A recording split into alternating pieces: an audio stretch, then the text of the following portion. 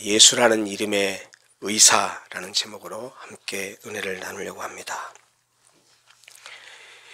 봄과 여름 동안 뿌리고 심고 가꾼 곡식과 과일들을 거두고 수확하고 추수하는 계절이 가을인데 그 가을이 점점 깊어가는 것 같습니다. 이제는 가로수의 이파리들도 많이 져서 이제 가을이라고 하기보다는 초겨울에 들어가지 않았나 하는 그런 계절의 변화를 느끼게 합니다.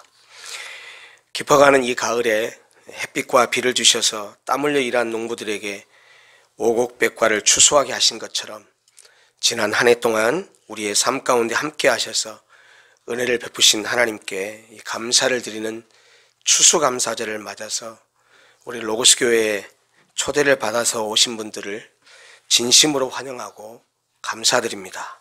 하나님께서 여러분들에게 크신 복을 내리시기를 간절히 바랍니다. 한국교회는 11월 셋째 주일을 추수감사주일로 지키고 있습니다. 사실 추수감사절은 미국 교회의 유산입니다. 그래서 오늘날 한국의 많은 교회들도 그 추수감사절을 추석을 전후로 해서 시기를 옮겨서 그렇게 감사절을 지키는 교회들도 적지 않습니다. 추수감사절이 미국에서 시작된 이유는 이렇습니다. 영국 국왕이 카톨릭과 다름이 없는 국교회를, 영국 국교회를 영국에 사는 모든 국민들에게 강요를 했습니다. 1620년 신앙의 자유를 찾아서 메이플라워호를 타고 약 넉 달간의 목숨을 건 항해 끝에 대서양을 건넌 신대륙에 도착하게 됩니다. 그 처음 도착한 지역이 동부에 있는 플리머스라는 도시입니다. 청교도들이 신대륙에 도착한 때는 겨울이었습니다. 심한 식량난, 추위, 그리고 기후의 변화, 그리고 영양실조 등으로 첫 해에 102명이 대서양을 건너갔는데 자그마치 44명이나 죽고 맙니다.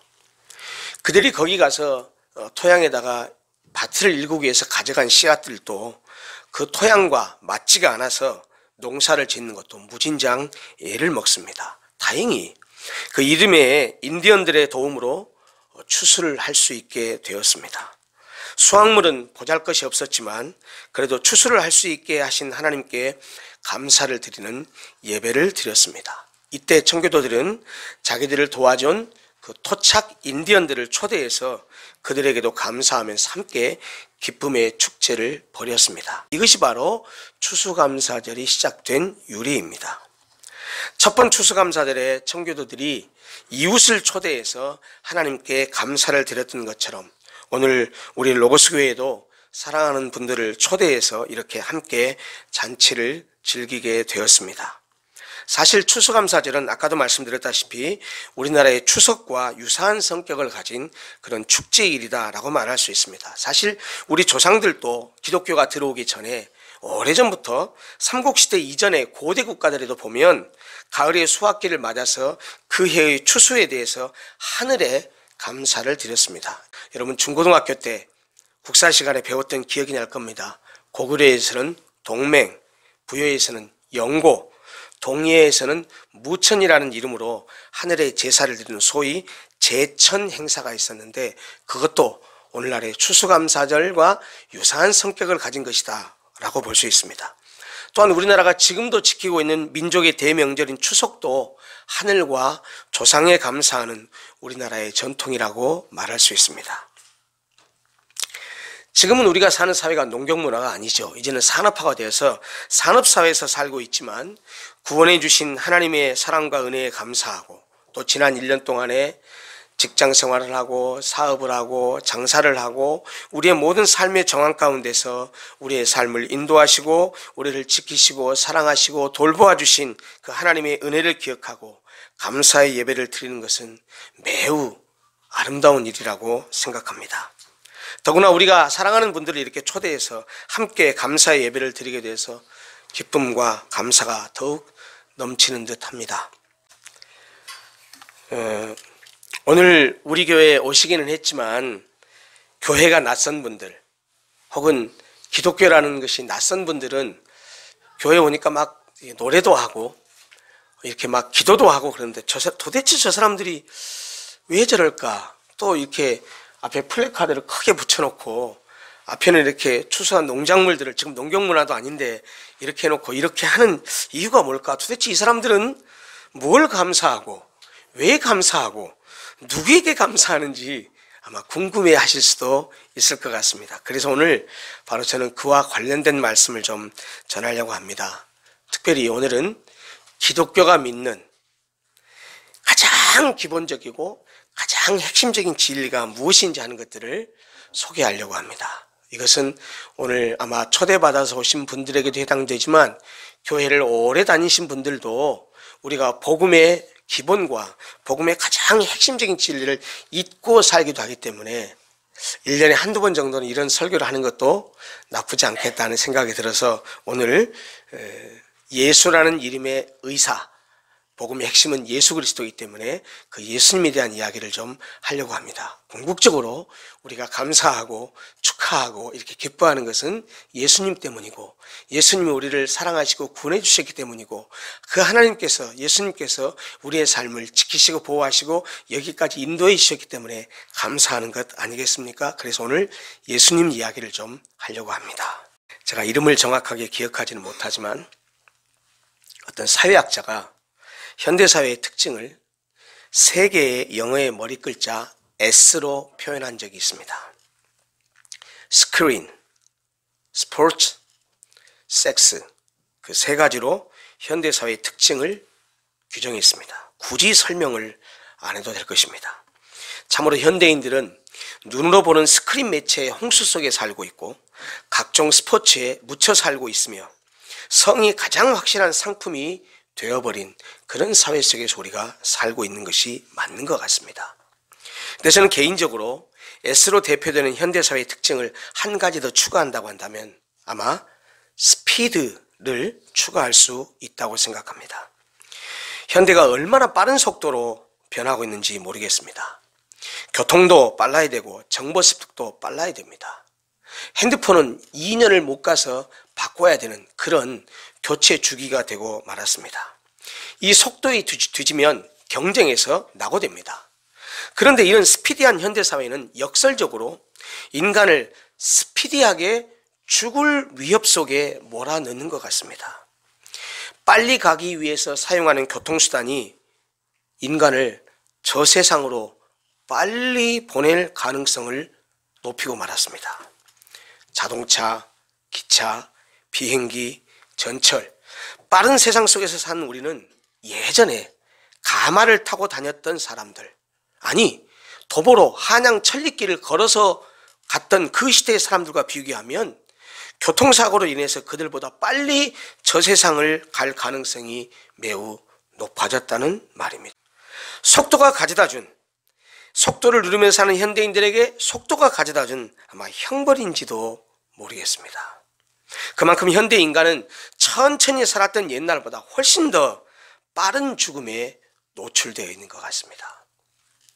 죽음 이야기가 나왔으니 말이지, 사실 죽음을 피해갈 인간이 어디 있습니까? 한 번 태어났기 때문에 한 번은 반드시 죽어야 합니다. 그것도 세상에 올 때는 순서가 있이 왔지만 세상을 떠날 때는 순서도 없고요. 세상에 태어난 날짜, 생일은 우리가 다 알고 있지만, 그래서 생일잔치도 하지만 죽을 날은 아무도 모릅니다. 예측을 못합니다. 분명한 사실은 다 죽는다는 겁니다. 사실 인간은 철학적으로 좀 보자면, 실존적으로 좀 보자면 삶과 죽음 사이에 놓여 있는 존재입니다. 지금은 이렇게 존재하지만 언젠가 죽고 나면 사라져 없어질 것입니다. 그런 의미에서 인간은 존재와 무 사이에 놓여 있습니다. 인간은 지금 살아있지만 언젠가는 죽습니다. 지금은 존재하지만 언젠가는 무, nothing으로 돌아갑니다. 그럼에도 불구하고 인간이 위대한 것은 자신이 언젠가 죽는다는 사실을 알고 있다는 점입니다. 그러기에 인간은 살아있을 때 잘 살려고 애씁니다. 그렇습니다. 사람은 누구나 좋은 삶을 살기를 원합니다. 보람 있고 의미 있고 가치 있는 삶을 살려고 합니다.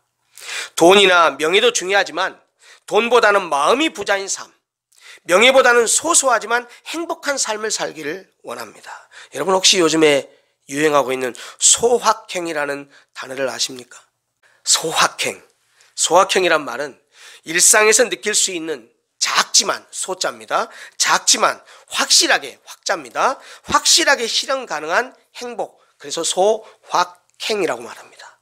일상에서 느낄 수 있는 아주 사소하고 작지만 확실하게 실현 가능한 행복, 그것을 소확행이라고 말하는데 요즘 현대인들이 그 소확행을 누리고 즐기고 추구하고 살아간다고 합니다. 여러분들은 일상에서 소소하지만 확실하게 느끼고 경험할 수 있는 행복이 어떤 것입니까? 어쨌든 이렇게 모든 사람들은 행복하게 살려고 애를 씁니다. 행복하지 않기를 바라는 사람은 한 사람도 없습니다. 그런데 여러분, 참 인간의 삶이 이상하지 않습니까? 인간은 분명히 좋은 삶, 행복한 삶을 원하는데 왜 우리가 사는 세상은 이 모양일까요? 왜 세상에는 갖가지 사건과 사고가 끊이지를 않고 왜 우리가 사는 삶의 모습은 이렇게 갈등과 분쟁과 싸움과 전쟁 소식이 끊이지 않을까요? 왜 뉴스에서는 따뜻하고 훈훈한 소식보다는 끔찍하고 무서운 소식들만 들려오는 것일까요? 왜 이럴까요? 동물은 본능에 따라 삽니다. 그래서 동물들은 본능에 따른 인과 법칙대로 삽니다. 기계적으로 삽니다. 동물들은 본능에 충실해서 살아요. 기계적으로 살아요. 그러면 인간은 어떻게 살죠? 인간은 사실 동물들은 본능에 따라 산다고 하지만 인간을 단순하게 그렇게 확정적으로 말하기가 어렵습니다. 왜냐? 인간은 단순한 동물이 아니기 때문이에요. 인간은 하나님의 형상으로 창조되었기 때문입니다. 인간은 단순히 본능에 따라서만 살지 않습니다. 자신의 이기적 욕구와 관계된 본능도 있지만 마땅한 행위의 원칙인 당위적 명령도 주어져 있습니다. 그래서 우리는 항상 이기적인 욕망과 당위적 행위 원리 사이에서 갈등합니다. 인간은 마땅히 어떻게 행동해야 하는지를 알지만 실제로는 그렇게 행동하지 못하는 아이러니가 있습니다. 여러분, 식당에 갔는데 누가 이런 지갑을 놓고 흘린 것을 제가 주었습니다. 습득했습니다. 습득한 순간 어떤 마음이 듭니까? 인간이라면, 정상적인 인간은 좌우를 살핍니다. 보는 사람 있나 없나. 그 다음에 위도 요즘에는 살피지요. 혹시 CCTV 없나. 그것도 전혀 없다고 한다면 인간은 갈등합니다. 이거를 in my pocket 할까? 아니면 주인을 찾아줄까? 지금 이 말을 듣다가 나는 안 그래요. 나는 당연히 주인 찾아줄 거예요. 거짓말하지 마세요. 인간은 절대 그럴 수 없습니다. 하늘에서 내려온 천사가 아니고 악마 자체가 아니라는 둘 사이에서 갈등합니다. 돌려줘? 말아. 돌려주는 것은 마땅한 행위에 올립니다. 내가 갖고자 하는 것은 내 이기적 욕망입니다. 그런데 그 사이에서 마땅히 뭐 해야 될 줄 알지만 우리가 항상 그것을 선택하고 사는 사람이 누가 있습니까? 이게 인간의 아이러니라는 거예요. 어떻게 해야 될 줄은 알지만 반드시 꼭 그렇게 사는 것은 아니라는 겁니다. 그러면서도 항상 좋은 삶, 바람직한 삶, 누구에게나 인정받는 삶을 살고자 해요. 그런 점에서 인간은 항상 바람직한 삶을 살기를 바라면서도 그렇게 살지 못하는 정말 역설적인 존재인 것 같습니다. 도대체 이유가 뭘까요? 왜 인간은 바라는 대로 살지 못할까요? 성경은 이에 대해서 분명하게 가르쳐 줍니다. 인간은 매우 발달된 아메바, 즉 진화의 산물이 아닙니다. 인간은 하나님의 형상으로 창조된 피조물입니다. 그러기에 인간은 마땅히 하나님의 말씀을 따라 살았어야 하는데 자기 마음대로 살려고 하나님을 떠나서 타락하고 말았습니다. 죄인이 되어버렸습니다. 이것이 바로 우리 모든 인간이 겪고 있는 비극의 궁극적 원인입니다. 인간은 원래 하나님의 형상으로 창조됐습니다. 하나님은 흙을 빚어서 육체를 만드시고 그 코에 생기를 불어넣으심으로써 하나님의 생명을 인간에게 주셨습니다. 그리고 바로 그 하나님의 생명으로 인해서 인간은 자기를 지으신 하나님과 인격적인 교통을 할 수 있는 영적 존재로 창조하셨습니다. 인간을 창조한 하나님은 우리의 행복을 위해서, 다른 것이 아니고 우리의 행복을 위해서 우리가 하나님 당신의 뜻을 따라 살기를 원하셨습니다. 그래서 인간과 인격적인 약속을 맺으셨습니다. 그것을 신학적인 용어로는 언약, covenant라고 말합니다. 에덴 동산 중앙에 있는 선악을 알게 하는 나무 열매를 따먹지 말라고 명령 형식으로 약속을 했는데, 만약 그 선악과를 따먹으면 반드시 죽게 될 것이라고 경고를 했음에도 불구하고 인간은 마귀의 깸에 빠져서 피조물인 자기의 신분을 잊어버리고 자기를 지으신 하나님과 같이 되려고 하나님의 명령을 불순종하여 선악과를 따먹고 말았습니다. 타락해서 죄인이 되어버린 것입니다. 그 최초의 인간이 바로 우리가 잘 아는 대로 아담이라는 사람입니다. 아담은 많은 사람 가운데 특정한 한 사람이 아닙니다. 아담 전에는 사람이 없었습니다. 아담을 지으셨을 때 그 아담은 사람으로 지으셨고, 아담이 아무도 존재 않는 사람의 대표자로서, 아담 자체가 대표자로서 하나님과 언약을 맺었던 것입니다. 그 인간의 대표자 아담의 범죄와 타락의 결과는 아담 한 사람에게만 간 것이 아니고 그가 대표한 모든 인간에게 그대로 주어졌습니다. 2002년 때 대한민국 역사에 유례없는 국가의 축제 분위기가 연출됐었습니다. 한일 월드컵에 개최국의 자격으로 출전을 했는데, 그 당시에 활동에 있었던 예컨대 박지성, 이영표, 황선홍, 설기현 이런 기타 등등의 국가대표 선수들이 예선을 통과하고 16강에 오르고 8강에 오르고 마침내 스페인을 꺾고 4강까지 올라서 정말 기적을 이루었습니다. 국가대표 선수가 4강을 이루었을 때 그것이 그라운드에 가서 뛴 개개인이 결과가 아닙니다. 그것은 국가대표로 뛰었기 때문에 그들의 승리는 대한민국의 승리였고, 그들의 승리는 대한민국 국민의 승리였습니다. 우리가 그렇게 뛸 듯이 기뻐하고 즐거웠던 이유는 내가 그라운드에 가서 뛰지는 않았지만 그들이 우리를 대표해서 뛰었기 때문에, 그들의 승리가 곧 나의 승리였기 때문에 그렇게 기쁘고 즐거워했던 것입니다. 그랬던 것처럼 아담이 죄를 지어서 죄인이 되었다는 것은 인간이 죄인이 되었다는 말이고, 아담 이후에 남녀의 성적 결합에 의한 자연 생육법으로 탄생한 모든 아담의 후손은 아담이 지은 타락의 결과로 죄인이 될 수밖에 없다는 말입니다. 그래서 성경은 이렇게 말합니다.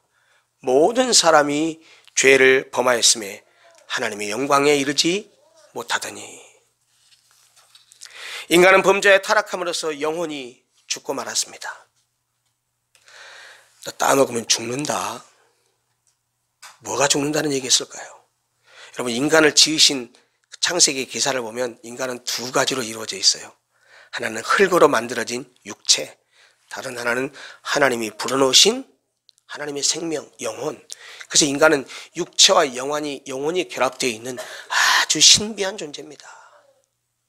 영혼을 불어넣었을 때 사람이 되었다는 말은 육체보다는 영혼이 인간을 인간답게 만든다는 것이고, 그 영혼 때문에 하나님과 인간 사이의 영적 교통이 가능해졌다는 말입니다. 그러므로 인간은 생명이 두 가지가 있습니다. 하나는 육체의 생명, 다른 하나는 영적인 생명입니다. 너 죽는다, 따먹으면 죽는다 그랬을 때 영혼의 죽음과 육체의 죽음을 다 말한 겁니다. 실제로 따먹었습니다. 사탄은 꼬실 때, 꼬드길 때, 따먹으라고 꼬드길 때, 야, 따먹어도 안 죽어라고 얘기했습니다. 여러분, 똑같은 것에 대해서 하나님은 반드시 죽는다, 사탄은 안 죽는다 그랬는데 따먹었습니다. 결과가 어떻게 됐습니까? 사람들은 따먹고도 아담이 안 죽었잖아요. 그래서 안 죽었네 이러지만 아니요. 하나님께서 너 따먹으면 죽는다 그랬을 때 영혼의 죽음과 육체의 죽음 다 얘기했는데, 육체의 죽음은 다 잠시 유보되었을 뿐이고 영적인 죽음은 따먹는 순간 죽었습니다. 하나님과의 관계가 끊어진 겁니다. 범죄에서 타락함으로써 영혼이 죽고 말았습니다. 하나님의 생명을 잃어버린 겁니다. 육체의 생명을 받아 우리가 태어나지만 영혼이 죽어버린 인간은 그저 껍데기인 육체만을 가지고 사는 존재가 되어버렸다는 겁니다. 인간의 비극은 여기서 시작됩니다. 영적으로 죽어버린 인간은 그저 육체의 욕구만을 충족시키며 살아가려고 합니다. 여러분, 육체가 바라는 것은 뭐가 있습니까? 모든 인간들이 육체가 바라는 것 딱 두 가지입니다. 첫째, 편안한 것. 둘째, 즐거운 것. 여러분, 육체는요, 땅에서 왔기 때문에 땅과 접촉하는 면적이 넓을수록 편안함을 느낍니다. 서 있으면 앉고 싶고, 오래 앉고 있으면 기대고 싶고, 오래 기대고 있으면 눕고 싶습니다. 침대 중에 제일 좋은 침대가 뭐냐? 누웠을 때 모든 인간의 육체를 다 찰싹 갈라붙게 하는 그런 매트리스가 잠을 편안하게 자게 합니다. 그래서 사람들이 이렇게 편안함과 쾌락을 위해서, 이것을 얻기 위해서 미쳐 삽니다. 공부를 하는 것도, 돈을 버는 것도, 열심히 일을 하는 것도 따지고 보면 궁극적으로 육체의 쾌락과 편안함을 누리기 위함입니다. 인간은 마치 이렇게 열심히 사는 건 좋은데 마치 육체의 욕구가 진정한 인생의 목적인 것처럼 착각하고 살아간다는데 문제가 있습니다. 돈, 명예, 쾌락, 인기, 출세를 위해서 양심까지 속여가고 온갖 죄악을 범하는 이유도 그것이 육체의 편안함과 쾌락이, 그렇게 해서 얻는 육체의 평안함이 그것이 인생의 궁극적인 목적인 것으로 착각하고 살아가고 있다는 거예요. 그러나 아무리 육체의 행복을 위해서 그런 것을 추구하고 이뤘다고 해도, 돈도 벌고 명예도 얻고 지위도 올라가고 그래서 얻을 것 다 얻었다고 해도 인간은 참된 안식과 평화, 진정한 행복을 얻지 못합니다. 왜냐하면 진짜 행복을 누리고 행복을 향유하는 존재는 인간의 육체가 아니고 영혼이기 때문입니다. 인간은 그런 것에서 다 얻었다 할지라도 또 다른 무엇을 갈망하면서 방황하는 역설과 부조리에 빠져듭니다. 이것이 바로 죄에 빠진 인간의 저주받은 모습입니다. 그러면 과연 우리 인간은 이렇게밖에 살 수 없는 것일까요? 이렇게 살아야만 되나요? 우리가 사는 이 땅의 삶이 전부고 이 땅에서 누릴 것을 모두 누리고 산다면, 그저 내가 하고 싶은 대로 살다가 죽는 것으로 모든 것이 끝나버린다면 이 땅에서 육체의 쾌락만을 위해서, 편안함만을 위해서 사는 것도 그다지 나쁠 것 같지는 않습니다. 좀 나쁜 짓도 하고 못된 짓을 하면 어떻습니까? 이 세상이 끝인데, 처음이자 마지막인데, 죽으면 모든 게 끝나는데 그냥 살아있는 동안에 떵떵거리고 잘 살고 즐겁고 행복하고 캐싸라 쎄라 하면 되지. 그것을 얻기 위해서 조금 불량한 짓도 하고 나쁜 짓도 하고 먹는 것으로 장난 좀 치고 그러면 어떻습니까? 양심도 좀 속이고 남 등도 좀 쳐먹고 그러면 좀 어떻습니까? 여기서만 내가 바라고 원하는 대로 살면 되지 않습니까? 어쩌면요, 이 세상이 끝이라면, 이 세상이 전부라면, 그것이 현명하고 지혜로운 삶의 방법일지 모릅니다. 어쩌면 현대인들이 그렇게 사는 이유가 바로 그런 가치관 때문인지 모르겠습니다. 그런데 여러분, 인생은 죽으면 끝나는 것이 아닙니다. 사람의 육체는 흙으로 돌아가지만 영혼은 그렇지 않습니다. 죽은 후에는 하나님의 심판이 있습니다. 성경은 이렇게 말합니다. 한 번 죽는 것은 사람에게 정하신 것이요. 그렇죠? 한 번 죽는 것은 사람의 운명입니다. 안 죽을 수가 없습니다. 그런데 그걸로 끝이 아니고 그 후에는 심판이 있답니다. 한 번 태어났으니 죽는 것은 당연합니다. 죽음의 심판을 받는 것도 당연합니다. 사람이 죽은 후에 심판을 받는 것은 다른 이유가 아닙니다. 못 배워서도, 출세를 못했어도, 돈을 많이 못 벌어서도 아니고 이유는 죄 때문입니다. 죄에 대한 심판을 받습니다. 죄가 있는 사람은 죄값으로 영원한 지옥 형벌을 받습니다. 사람들은 말합니다. 지옥이 어디 있어?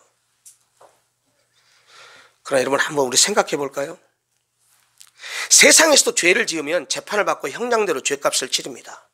근데 죄를 짓고도 벌을 받지 않는다면 어떻습니까?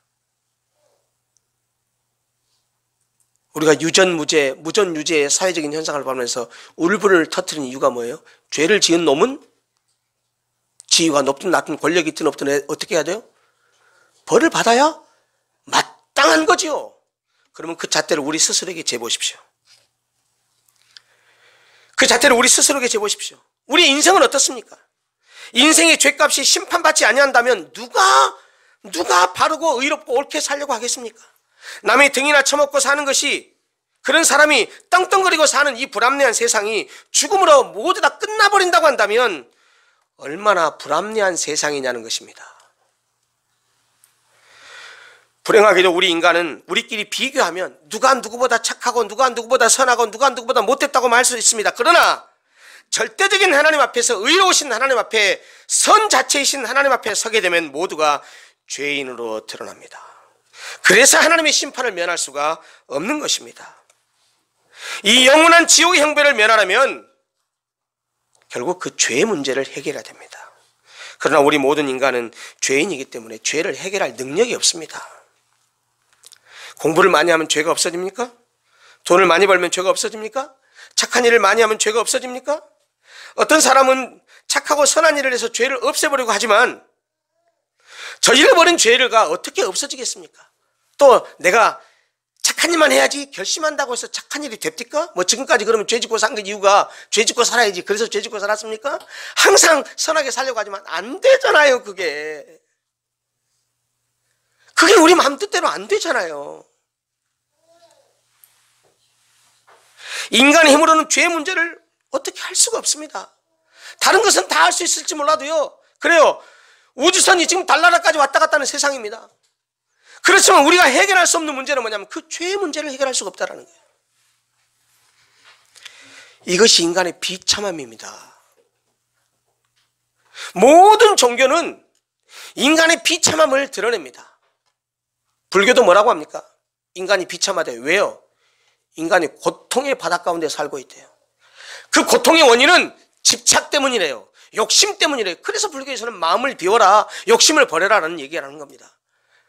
기독교는 모든 인간이 비참한 인생이래요. 뭐 때문에요? 하나님을 떠난 죄 때문에 그 죄의 결과로 이렇게 불행한 삶을, 원치 않는 삶을 살아가고 있다고 말합니다. 근데 여러분, 그걸로 끝난다고 한다면 인간이 얼마나 비참하겠습니까? 근데 여기 기가 막히고 놀라운, 기가 막히게 기쁜 놀라운 소식이 있습니다. 사람이 해결할 수 없는 이 죄 문제를 하나님께서 해결하시고 우리에게 구원의 길을 열어주셨답니다. 여러분, 에이즈로 죽어가는 사람들에게 가장 기쁜 소식이 뭘까요? 에이즈를 퇴치할 수 있는 신약이 개발됐다. 그 이상의 기쁜 소식이 어디 있겠어요? 이 줄기세포로 주사를 맞거나 약을 쓰면 휠체어에 타는 모든 사람들이 일어난다, 걸을 수 있다 라고 한다면, 이런 소식이 전해졌다고 한다면 자유롭게 걷지 못하는 그 사람들에게 얼마나 기쁜 소식이겠습니까? 그런데 모든 인류가 해결하지 못하는 인간의 비극적인 실존적인 문제, 그 죄 문제를 하나님이 해결하셨답니다. 사랑의 하나님께서 우리가 죄인일 때 우리를 사랑하셔서 하나밖에 없는 독생자 예수 그리스도를 이 땅에 보내시고 우리의 죄를 그에게 담당시키셔서 우리가 받아야 할 우리의 죄의 형벌과 저주와 심판을 그 예수 그리스도에게 대신 받게 하시고 우리의 죄값을 대신 갚아주셨습니다. 여러분, 함께 식사를 한 사람이 나가면서 음식값을 대신 지불했습니다. 내가 그 음식값을 또 지불할 필요가 있습니까? 없습니다. 어떻게 하면 됩니까? 감사합니다. 감사합니다. 마찬가지입니다. 우리가 해결할 수 없는 우리의 죄값을 예수님이 대신 갚았습니다. 십자가에 피를 흘려 죽어주심으로, 자신의 생명과 자신의 목숨을 내어주심으로 우리의 모든 죄값을 다 갚았습니다. 더 이상 우리가 우리의 죄값을 치르지 않아도 된다는 말입니다. 그러면 우리는 그저 그런 사랑을 베푸신 예수님께 감사합니다, 나를 위해서 죽어주심을 믿고 감사합니다라고 하면 됩니다. 그것이 믿음입니다. 그것이 예수를 믿는다라고 하는 의미입니다. 여러분, 예수님께서 십자가 위에서 달려 돌아가실 때 사복음서를 보면 7마디 말씀을 하셨어요. 마지막 숨을 거두기 직전에 하셨던 말씀이 뭡니까? 우리나라 성경에는 다 이루었다라고 번역이 되어 있어요. 그 말에 원래 헬라어는 테텔레스타이라는 단어인데, 이 단어는 시장에서 쓰는 상거래 용어입니다.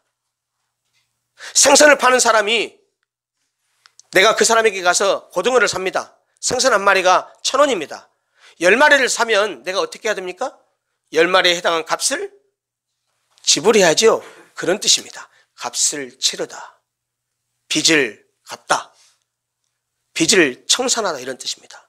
예수님이 십자가에 못 박아 죽으면서 내가 다 이루었다, 다 치렀다, 다 갚았다, 다 값을 치렀다. 도대체 무슨 값을 치르고 무슨 빚을 갚았을까요? 여러분과 우리의 죄값, 우리가 지은 죄로 인해서 마땅히 저주받고 형벌받고 심판받아서 지옥 가야 할 마땅한 그 죄의 값을 예수님이 대신 당신의 생명을 바치심으로 갚아주셨다는 겁니다.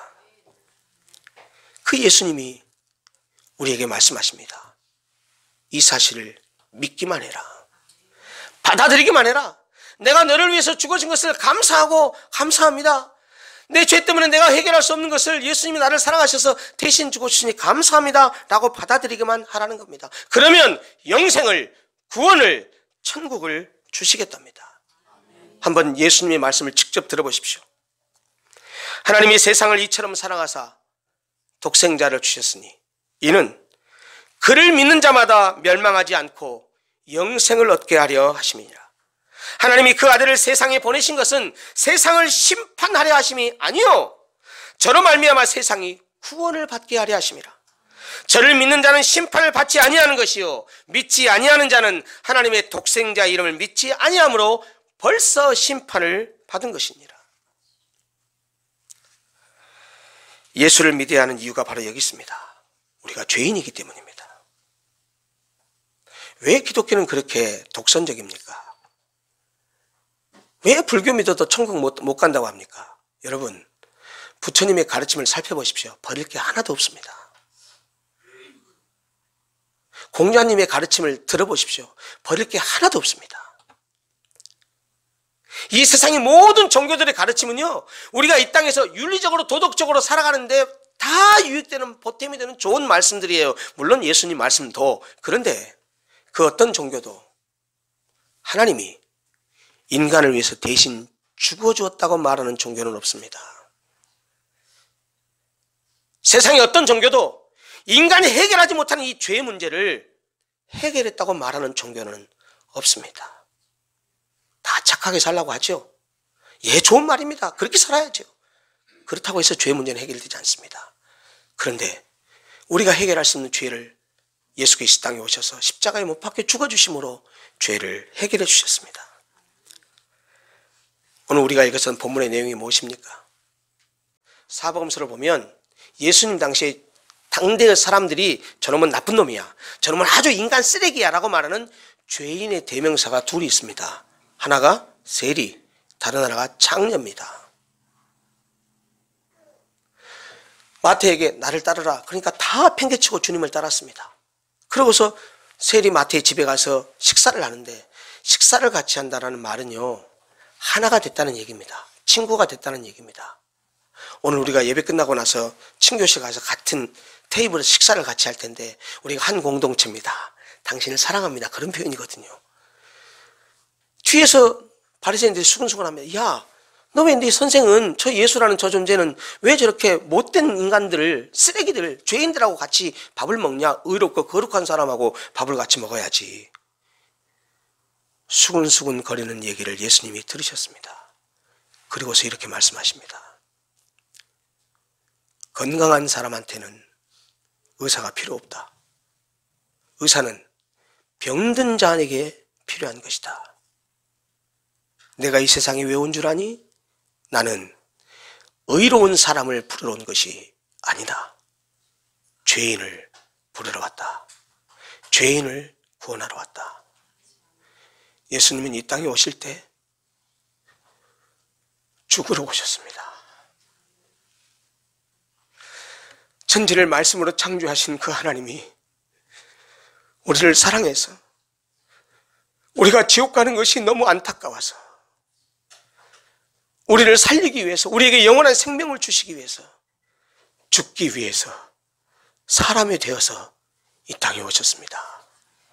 그리고 세례 요한이 얘기했던 것처럼, 보라 세상 죄를 지고 가는 하나님의 어린 양이다 라고 말했던 것처럼 우리의 모든 죄를 짊어지신 희생양이 되셔서 십자가에 죽으셨습니다.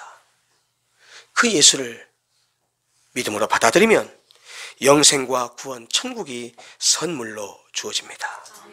돈이나 지식이나 명예나 권세로 구원을 얻을 수 있는 것이 아니고 예수를 믿는 믿음만 있으면 구원을 받습니다. 성경은 이렇게 말합니다. 너희가 그 은혜를 인하여 믿음으로 말미암아 구원을 얻었나니 이것이 너희에게서 난 것이 아니요 하나님의 선물이라. 믿음만 있으면 하나님이 선물로 주신답니다. 아직도 예수를 믿지 않고 있거나 지금 교회를 다닌다고 하면서도 이런 복음에 대해서 이런 믿음은 확신이 없다고 하는 그런 분들이 있다고 한다면 오늘이라도 그래, 내가 죄인이야. 맞아. 내 삶을 돌아보면 물론 내가 착하게 살려고 애를 쓰긴 썼지만 역시 나는 죄라는 말 앞에서는 할 말이 없는 사람이야. 그랬을 때 예수님이 내 죄를 위해서 돌아가셔 주셨다는 사실을 믿음으로 받아들이기만 하면 구원은 믿는 그 순간 즉각적으로 이루어지는 신비한 사건입니다.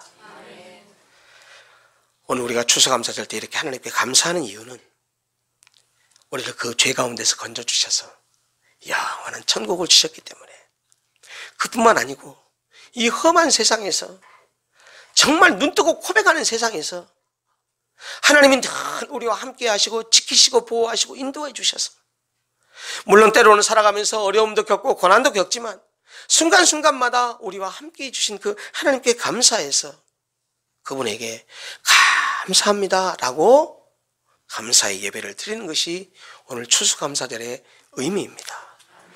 사랑하는 성도 여러분, 오늘 오신 모든 분들도 함께 이런 하나님의 사랑과 은혜를 깨닫고 우리가 하나님의 그 사랑으로 인해서 예수를 통해서 구원받고 그 하나님이 우리를 지금도 사랑하셔서 일거수일투족소에 같이 하시면서 우리의 삶을 이끌어 가신다는 사실에 감사하면서 하나님 고맙습니다, 하나님 감사합니다 라고 고백하고 또 하나님께 영광을 돌리는 그런 날이 됐으면 좋겠습니다. 여러분들에게도 하나님이 놀라운 이 사랑과 은혜가 임하셔서 평생 동안 그 하나님 붙들고 평안하고 행복한 삶을 살게 되셨으면 좋겠습니다.